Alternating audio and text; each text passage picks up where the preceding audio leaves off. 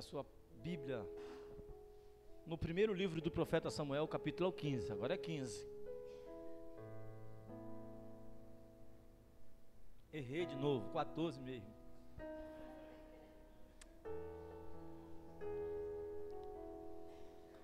É o óculos, é.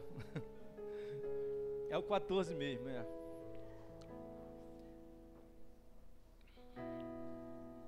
Fazer o seguinte. Como é um sermão expositivo, nós vamos ler apenas um versículo.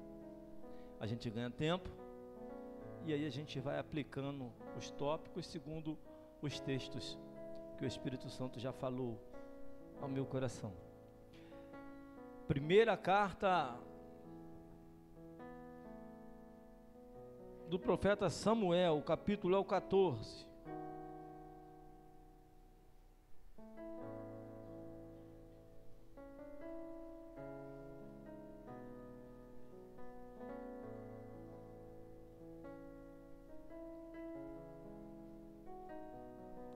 Vamos ler apenas o versículo de número 23.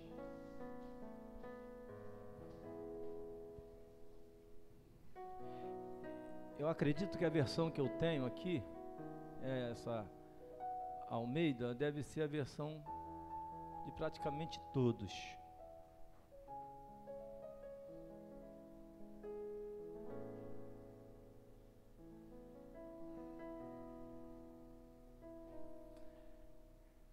Está escrito assim: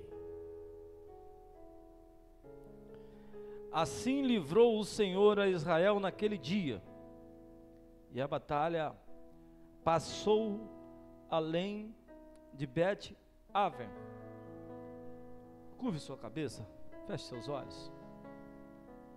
Pai Santo, Deus maravilhoso e bendito, te agradecemos e louvamos o teu nome, porque na noite desse dia o Senhor uma vez mais nos permitiu estar reunidos e unidos no teu nome, para prestarmos um culto de adoração e louvor ao teu nome. Pedimos a Deus em nome do Senhor Jesus, receba os nossos louvores e o nosso culto no teu trono de glória, de maneira conforme nós mandamos daqui da terra aí para cima o nosso glória, a nossa oração, a nossa devoção, o Senhor mande do céu para a terra a tua unção, a tua cura, a tua libertação, em nome de Jesus. E quem crer diz amém. Meus irmãos, nós estamos diante de um texto, de um livro, que eu não sei se você tem o costume de ler a palavra, mas de fato, o livro de Josué, o livro de Samuel, o livro dos reis, a cronologia, o livro das crônicas, eles são muito mais que livros históricos, eles são livros de guerra. De maneira que, se pudéssemos, e já ouvimos essa expressão por causa de um jornal que há muitos anos circulou no Rio de Janeiro, nos anos 80 e comecinho dos anos 90, a saber, O Povo. Aquele jornal tinha um dito popular que as pessoas diziam: se torcer esse jornal, sai sangue. Praticamente estamos diante de um livro que, se torcêssemos, sairia sangue. Porque, de fato, o período monárquico é um período onde as pessoas conquistavam terras e conquistavam através de batalhas. Dulce, pessoas morriam, famílias inteiras eram dizimadas, decapitados, tinham seus corpos pendurados na entrada da cidade, tinham seus olhos vazados, ou seja, furavam os olhos, cegavam, escravizavam, prendiam, arrancavam dessas pessoas a sua identidade, tiravam dessas pessoas a sua pátria, a sua terra, o seu solo pátria, a sua descendência, a sua família, a sua linhagem, a sua cultura. Tudo isso era levado dessas pessoas, e isso era conquistado, de fato, debaixo de muito sangue, suor e lágrima. Prova disso é que estamos diante de um texto que fora escrito muito provavelmente, ou aconteceu num período entre 1100 e 970 a.C., que tem em suma 6 personagens principais. Ana, a mulher que orou para que pudesse ter ou dar à luz um filho. Samuel, a quem de fato é o autor do livro e o livro tem o seu nome, o rei Saul, o rei Davi, Jonathan, o seu filho primogênito, queria de fato assumir o trono, e um sacerdote, que por um tempo conduziu muito bem a esse povo, que era aquele que usava da êstola sacerdotal para consultar a Deus, a saber, Eli, o grande sumo sacerdote, o grande sacerdote da época, que tinha consigo 2 filhos, Ofni e Finéias. E agora, nesse período que agora Saul está governando e reinando, quem é o sacerdote? É um dos netos de Eli, é o filho de Ofni, que está com o oficialato do sacerdócio real. Mas esse texto está trazendo um relato de uma guerra, e como nós já dissemos, guerra é luta, é batalha, e quem está sendo desafiado aqui é o povo de Deus, o Israel de Deus, a nação santa, o povo que Deus escolheu, separou, preparou. Esse povo está sendo desafiado, esse povo vem sendo desafiado todos os dias. Todos os dias, esse povo levantava-se, e ao se levantar tinha notícia: olha, grupo fulano de tal, grupo fulano de tal, grupo fulano de tal, grupo fulano de tal, levantaram-se contra nós. Eu estou usando uma expressão grupo, porque eu quero contextualizar, eu quero trazer isso para os nossos dias. E se você, assim como eu, se lê e se vê como Israel de Deus, como povo de Deus, eu quero dizer para você então que todos os dias, quando você bota os seus pés no chão, pode ter certeza que o inimigo está tramando algo contra a sua casa, contra a sua vida e contra a sua família. Te assustei? Mas não fica assustado não, mas é assim mesmo. Só que existe uma coisa: maior é o que está conosco do que aquele que está no mundo. Então o inimigo vai se levantar todos os dias, e todas as vezes que se levantar, ele vai cair, porque maior é o que está conosco. E aí agora, Saul recebe um relato, e o relato assusta: capitão, 30.000 carros. Esse relato está no capítulo 13, do versículo 5, 6 e 7. E eu queria que você acompanhasse essa leitura comigo.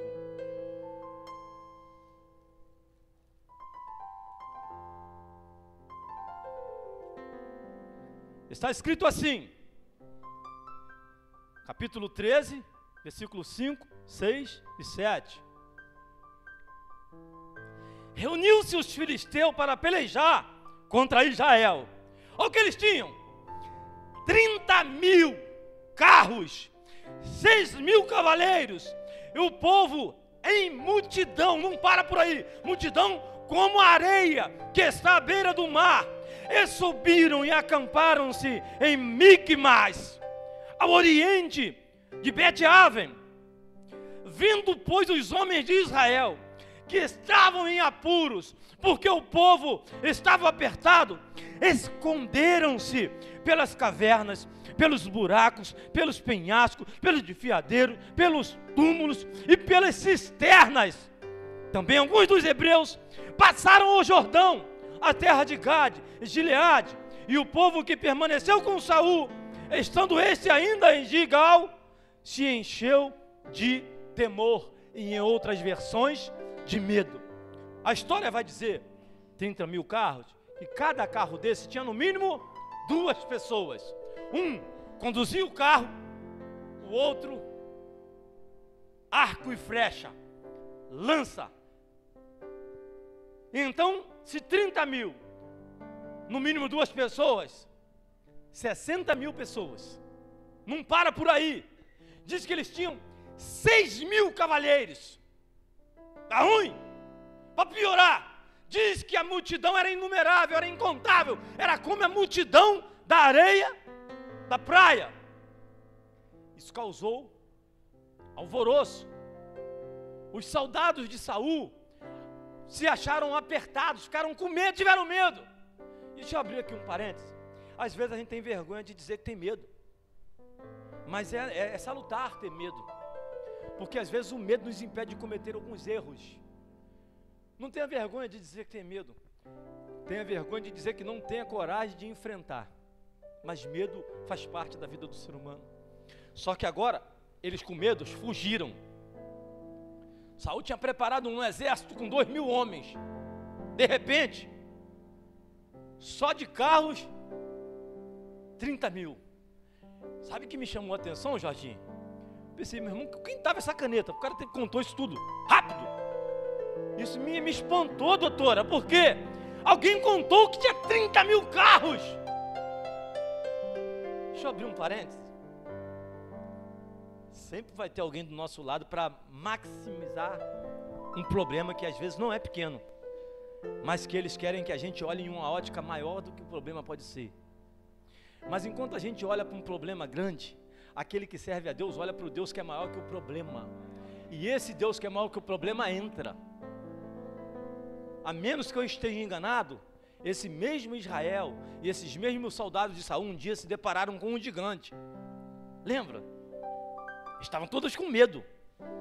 Mas de repente chegou um ruivinho, 17 anos, que conseguiu olhar acima do gigante e ver que existia um Deus nos céus.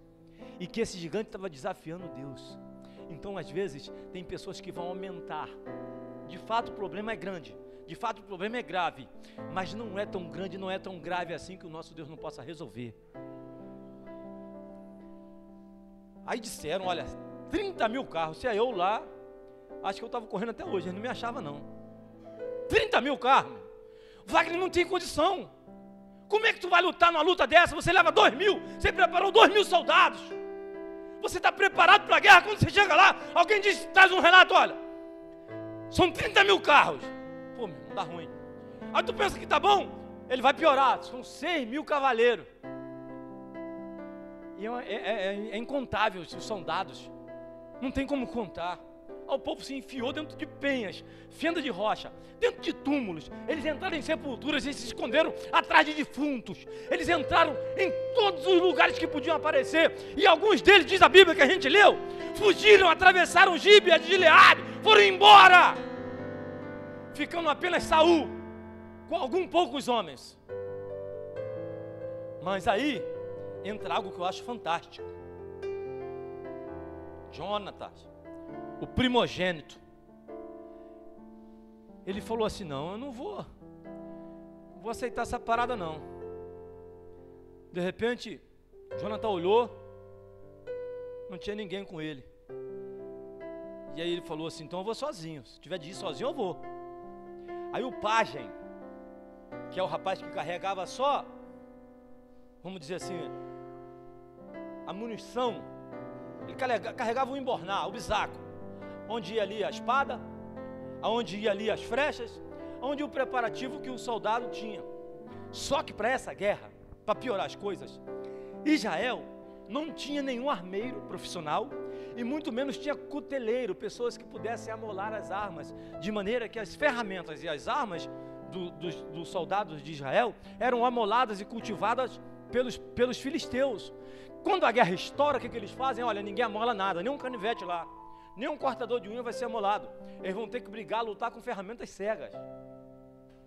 Sabe, às vezes o inimigo tira de nós todos os recursos.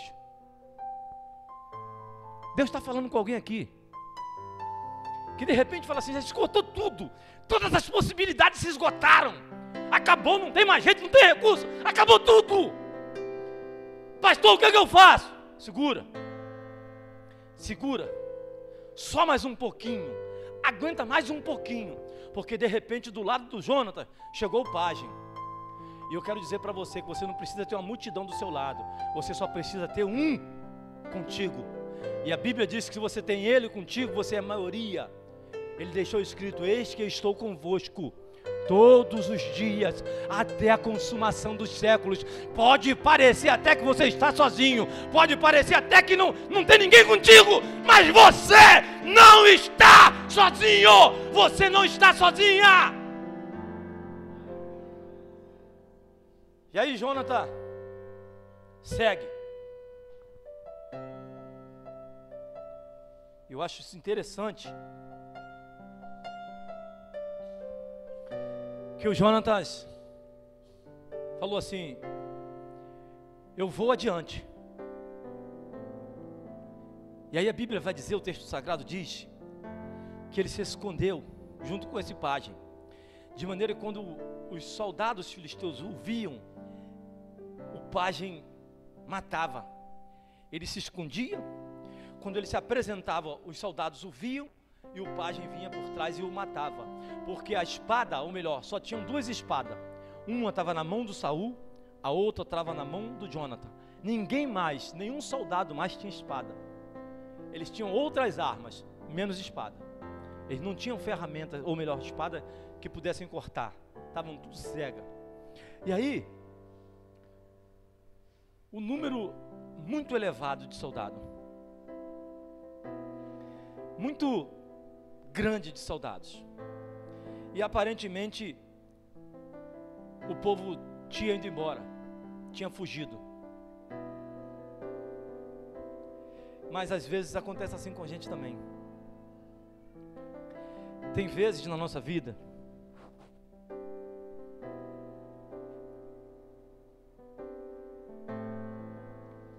que alguém diz assim, ó, é improvável isso aí. Acabou, pastor. Isso aqui não tem mais como. Isso aqui não tem mais jeito. Isso aqui, de fato, vai ser o nosso fim. Às vezes, os recursos se vão. As pessoas nos abandonam, viram as costas, nos esquecem. E quando você vê, você está no olho do furacão, no meio da batalha, no meio da peleja. E aí Deus levanta um. Deus levanta alguém. Você reparou? Que às vezes quando você pensa que está tudo dando ruim, que não vai ter mais jeito, uma palavra, alguém traz uma palavra, faz uma oração, e aquilo vira uma chave. Abre um start na sua vida. Já reparou que às vezes é assim que acontece com a gente? A gente está pensando em parar, querendo fugir, querendo desistir, querendo abandonar, e de repente chega uma palavra. Do nada, você olha e uma palavra despretensiosa surge. E encontra morada no seu coração e faz com que você revigore a sua fé, as suas forças, e você consegue mudar o quadro. Então deixa eu te dar a primeira lição. Em batalhas ou em vitórias improváveis, nunca somos nós ou nunca é a nossa força, sempre é Deus que está conosco. Eu acho linda a expressão do profeta Isaías: para que todos vejam e juntamente creiam que a mão do Senhor o fez. Sabe aquele concurso que já disseram que não tem mais jeito?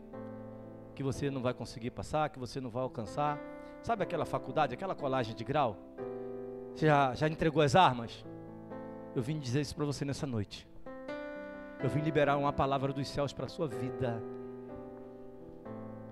Eu vim dizer para você com todas as letras: essa batalha ou essa luta que parece improvável, a vitória que você vai receber vem da parte dos céus. É os céus quem vai decretar a tua vitória, não é o homem. Em 2003, eu estava desempregado, e eu fui num anúncio de jornal. Pouca gente aqui não vai saber o que é isso, talvez Felipe ainda sabe. Não pegou não, anúncio de jornal. A gente comprava o jornal, aí abria lá as páginas dos classificados, o dia era o top. Eu sei que tem alguém aí que sabe, Aí o que acontece? Juntava eu e meu irmão, alguns colegas lá, a gente já começava que a gente estava sem dinheiro para comprar o jornal, então fazia uma vaquinha para comprar um jornal. Tu pensa como é que estava o negócio? Aí 5, 6 lá inteirados comprava o jornal. Aí pegava lá e começava a buscar nos classificados a área, né? E aí eu trabalhava amassando prego, chamava carpinteiro, né? Aí fiquei que amassava prego. Aí eu vi um anúncio na Reduc, pedindo 1.100 carpinteiros. Falei, pô, vou trabalhar pertinho de casa, é ruim de entrar na Reduc, aqui em Campos Elíseos, ruim demais. É uma panela fechada, é um grupo fechado, então é difícil você entrar. Aí eu fui. Quando eu cheguei no anúncio, tinha aproximadamente uns 700 carpinteiros. Só que eu sabia do meu potencial. Eu sabia que eu conseguia dominar algumas áreas que não é para me engrandecer, mas eu sabia que os amigos que estavam ali não conseguiriam e eram pessoas que já tinham trabalhado comigo. Aí a maneira que eu olhei, alguém falou, pô, uma vaga já foi. E na construção civil, o meu apelido era Jesus. Eu tinha um cabelo muito longo, assim, no meio das costas. Que coisa feia, né? A minha dona apaixonada por aquele cabelo. Aí não, Jesus está aí, Jesus vai, essa vaga dele. Aí eu falei, pô, 1.100 vagas, 700 carpinteiros. Meu irmão, meu currículo pesado. Falei, uma vaga é minha. E descansei, aí fui dar uma volta, tomei café, conversando, contando piada. De repente abri o portão, um homem com uma caixa desse tamanho, começou a botar a carteira dentro, ali dentro, foi para lá, veio, deu umas 4 viagens. Aí falou, ó, vai demorar um pouco, mas 1 hora, 2 horas a gente vai começar a dispensar quem não vai ser contratado, e quem ficar a gente vai chamar para poder fazer os exames, fazer isso, fazer aquilo, integração. Aí eu pensei comigo, estou tranquilo, Júlio, beleza, estou dominado, porque eu sabia que eu tinha. Abri o portão para devolver a carteira, a primeira carteira. Marco Antônio Souza da Silva. Falei, eu não vou passar essa vergonha, não vou pegar. Eles não sabiam que o meu nome era Marco Antônio, ele me conhecia como Jesus. Eu falei, não vou. Fui não. Falei, vai aceitar essa carteira lá. E chamou lá um bocado, lá devolveu, voltou com a minha carteira lá para dentro. Abriu de novo. Abriu 3 vezes, e todas as 3 vezes que abriu, a minha carteira era a primeira, na devolução. Porque eu estava achando que aquela guerra eu ia vencer com as minhas forças, com o meu conhecimento. Não é a minha toga, não é o meu poder de influência, não é aquilo que eu sei fazer, é Ele. Aí voltei para casa quebrado. Uns 3 meses depois, um amigo estava lá, falou, rapaz, não entendi até agora por que você não entrou. Eu falei, minha carteira foi reprovada. Aí ele falou, não, me dá a tua carteira aqui, que eu vou arrumar essa vaga para tu. Mas ele estava engorosado, tinha tomado uns negócios. Eu falei assim, não vou dar minha carteira na mão dele não, vai perder meu documento. Era num domingo, ele bateu na minha casa 2 e pouco da tarde, com a mulher dele também tomava um querosene. Aí ela falou assim, ó, ele tá meio ruim, mas ela estava ruim também, ele tá meio ruim, joga a tua carteira dentro da minha bolsa que ninguém pega. E eu joguei a carteira ali dentro, isso era domingo. Segunda-feira, quando o ônibus da empresa passou, eu morava no ponto do ônibus, ele já chamou da janela do ônibus aqui, ó, amanhã você pega o ônibus 6 horas da manhã, você vai fazer exame, você vai para tudo. Na hora que eu reconheci quem fazia era ele, não era eu, a porta abriu. Pastor, fecharam a porta na minha casa, fecharam porque você achou que era por causa do seu conhecimento, fecharam porque você achou que era por causa da sua colagem de grau, fecharam porque você achou que era você que fazia. Entenda que quem faz é ele, que essa porta abre. E aí tem batalhas, ou melhor, tem vitórias que são improváveis na nossa vida, que só não aconteceram ainda, porque nós estamos acreditando na força do nosso braço, nós estamos acreditando no poder da nossa influência, nós estamos acreditando num poder que adquirimos em uma faculdade, mas na hora em que nós entendermos que é Ele que faz, e que se Ele fizer na nossa vida, é o nome dEle que tem que ser glorificado e engrandecido, Ele vai fazer, para que todos vejam, e juntamente considere que foi a mão do Senhor que o fez. Aí o Jonathan começou junto com seu pai, de matar soldados. Saul estava na espreita. De repente Saul viu o alvoroço e perguntou assim, ué, o que aconteceu? O que está acontecendo? Estão caindo gente de um lado, está caindo gente do outro. Aí ele chama um e diz, conte rapidamente os soldados e veja quem saiu. E alguém trouxe a notícia, Saul, quem saiu foi Jonathan e o pajem dele. É ele que está lutando, é ele que está batalhando, é ele que está pelejando. Saul então se enche de medo, de temor, de tremor, porque vê o seu filho primogênito batalhando, vê o seu primogênito lutando sozinho, e ele então dá ordem para que os homens se levantem e tomem posição de batalha, posição de guerra. Mas ninguém foi à luta, porque quando Deus entra na batalha, nós não precisamos de lutar, Ele luta por nós. Guarda isso, que eu vou falar ainda sobre isso. E aí,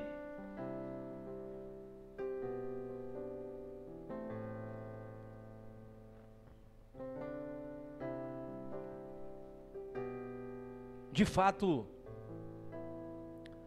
O Jonatas chamou o moço e disse assim: olha só, eles são muito numerosos, eles são poderosos, eles são muitos, mas nós vamos. E às vezes o que a gente precisa é de alguém só para dizer assim, ó, vai dar certo, vai lá, mete a cara, estou contigo. Quantas pessoas não fracassaram do nosso lado porque nós não liberamos uma palavra de incentivo, irmã Carla? Eu hoje, para a honra e glória do nome do Senhor, sou pastor. Mas se Deus levantou alguém para falar ao contrário, para me dar palavras negativas, palavras contrárias, Deus colocou pessoas do meu lado, que hoje eu carrego com saudade. Não puderam ver, não chegaram a ver eu conquistando, mas sempre acreditaram. Disseram, vai dar certo, você vai alcançar, você vai chegar, Deus é contigo. Eu queria que você dissesse isso para a pessoa que está do seu lado. Vai lá, diz isso para ela, você vai alcançar, pode dizer, você vai chegar. Você não sabe como ele chegou aqui, às vezes o que ele precisava era só ouvir essa palavra. Vai dar certo. Porque às vezes o que a gente precisa é de uma única palavra. Eu quero liberar essa palavra para você nessa noite. Você vai alcançar. Você vai chegar. Vai dar certo. Deus vai chegar contigo. Deus vai te honrar. Deus vai te entregar nas tuas mãos. Vai dar certo. O pajem falou para Jonathan: se o senhor for, eu vou, vai dar certo. E eles conseguiram começar a matar os soldados. Saul então agora começa a ver que algo está acontecendo, alguma coisa está acontecendo lá. Mas o Saul, eu não sei se eu posso usar isso, estava desviado. Mas o Jonatas não. O Jonatas estava crente, estava firme. O Saul já tinha sido rejeitado. Deus já tinha rejeitado Saul. O Saul só não tinha reconhecido que Deus tinha rejeitado ele e não tinha tornado isso público ainda. E aí, se alguém te dá uma palavra, vai dar certo. Eu também queria que você não se... Porque nós somos propícios a isso, a nos enganar. Porque o coração do homem é falho, o coração do homem é enganoso. E às vezes, o vai dar certo, o vai alcançar, o vai conseguir, não é de fato para aquilo que está no teu coração, mas é para aquilo que Deus tem para a sua vida. O problema é que quando a gente está com aquilo no coração, e a gente recebe uma palavra, a gente pensa que é isso. Mas não é, é o que Deus tem, é o que Deus quer. Então, se essa palavra chegar até os seus ouvidos, e se você de fato é crente, espere por Deus, para você tomar alguma atitude, para você tomar alguma decisão. Está orando para esse namorado, para essa namorada? É de Deus? Então espera Deus se posicionar para falar contigo. Está orando para casar? Esse casamento é de Deus mesmo? Então ore. Espere Deus se posicionar para falar contigo. Quer abrir um negócio? Às vezes você está pensando em abrir um negócio, quer pedir demissão na empresa. É o teu sonho, é o teu projeto, é o teu desejo, é isso que você sonhou a vida toda. Você está infeliz, você está amargurado no emprego, mas olha a Deus. Vai dar certo, mas é isso que Deus quer. Porque às vezes a gente toma decisões precipitadas, e ao tomar decisões precipitadas, nós colocamos à prova ou em risco aquilo ou o projeto com o propósito que Deus tem para a nossa vida. E aí eu queria ler o versículo 6 do capítulo 14.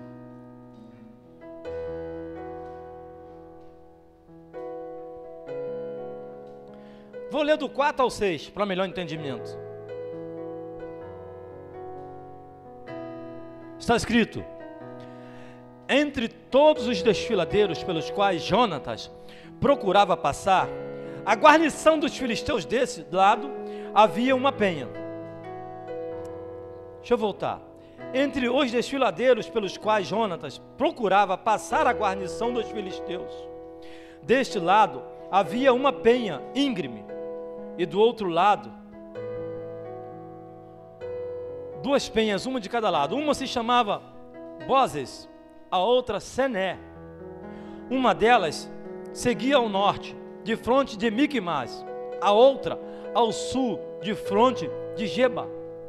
Disse, pois, Jonatas ao seu escudeiro: vem, passemos a guarnição destes incircuncisos, e porventura o Senhor nos ajudará nisto, porque para o Senhor nenhum impedimento há de livrar com muitos ou com poucos. O Jonatas, ele aguardava, ele esperava um posicionamento de Deus, e ele traz algo: olha, Deus tanto pode fazer com muito como Ele pode fazer com pouco. Eu acho que o evangelista Lucas vai dizer: olha, para Deus não há impossível. Porque o Jonatas está trazendo isso agora aqui à tona. Se ele esperava, se ele estava debaixo de uma palavra: vamos, vai dar certo, subamos, possuamos, conquistemos. Agora para ele tomar essa decisão, para ele fazer aquilo que estava no seu coração e receber livramento, ele esperava que Deus pudesse, ou melhor, para ele tomar essa decisão, ele tinha que consultar ao Senhor, e ele esperava que Deus falasse com ele.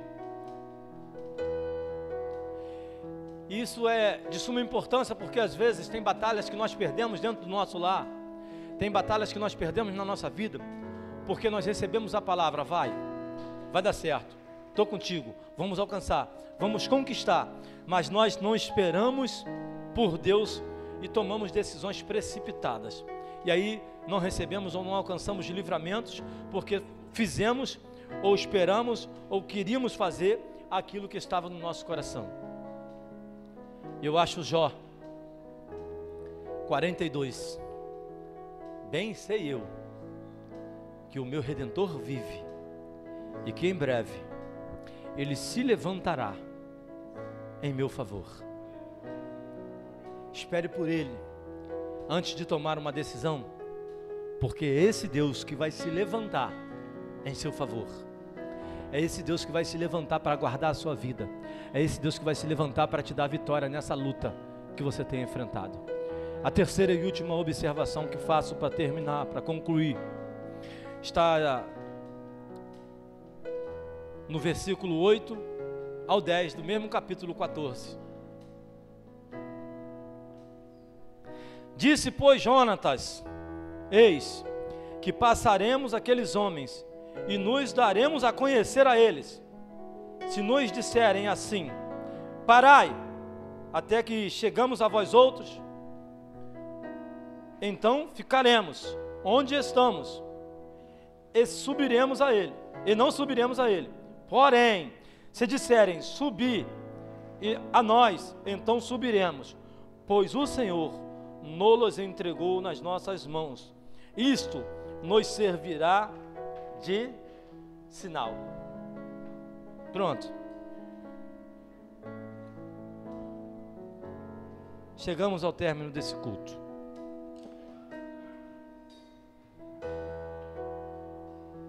O que a gente aprendeu agora nesse último versículo, uma partezinha final? Subamos e possuamos, mas esperamos por um sinal. Você veio buscar esse sinal nessa noite aqui. Deus falou contigo essa noite aqui. Porque você é assim como eu. Não toma decisões precipitadas. Aguarda Ele entrar. E a gente espera um sinal. E quando a gente recebe esse sinal, e a gente obedece, a gente vai, a gente alcança. Pastor, nós somos presbiterianos. Negócio de sinal não é com a gente não, não é não? Um dia, os magos aguardavam por eis que o sinal veio dos céus, uma estrela, E essa estrela serviu de sinal e levou esses magos até Jesus. Esses magos adoraram Jesus, entregaram as suas ofertas, porque eles seguiram eu não sei, mas o sinal chegou. O que você vai fazer com esse sinal, aí já não compete a mim. Mas eu precisava comunicar para você essa noite. Você está aguardando um sinal há quanto tempo? O sinal veio? O sinal chegou? Aí a gente conclui com o texto que nós lemos, do versículo 23. Tem batalhas que vão chegar à nossa mão depois desse sinal. Outras, a gente não vai precisar lutar. A Bíblia me garante isso, olha. Nessa peleja, tu não terás que pelejar. Por que não está escrito em todas as pelejas, pastor? Porque existem batalhas que nós vamos precisar lutar. Nós vamos precisar guerrear. Lembra do texto introdutório do dízimo e da oferta? O Abraão lutou para ter de volta o seu filho, a sua família. A pergunta que não quer calar: está disposto? Está disposta a lutar? Até onde você está disposto a ir? Até onde você está disposta a ir? Quer lutar? Está preparado? Quando eu estava concluindo essa mensagem, eu vou ter que falar isso. O meu neto chegou ontem lá em casa, do nada ele falou para mim: está preparado? Pegou, Joana? Hoje, quando ele foi embora, ele falou para mim de novo: está preparado? E eu estava concluindo essa mensagem. Aí alguns me chamam de infantil, mas eu pego todo o sinal que Deus manda para mim. Eu peguei da boca de uma criança de 5 anos. Está preparada? Está preparado? Você quer lutar pelo seu casamento? Você quer lutar pela sua empresa? Você quer lutar pelos seus filhos? Você quer lutar pela sua saúde? Você quer lutar pelo seu negócio? Você quer lutar pelo seu ministério? A minha pergunta é essa noite: o sinal chegou e você está preparado? Está preparada? Quer lutar? O Ministério de Música vai cantar um louvor. E se você quiser aceitar esse desafio e entrar nessa batalha, você vai vir até o altar. Eu quero orar por você e com você essa noite.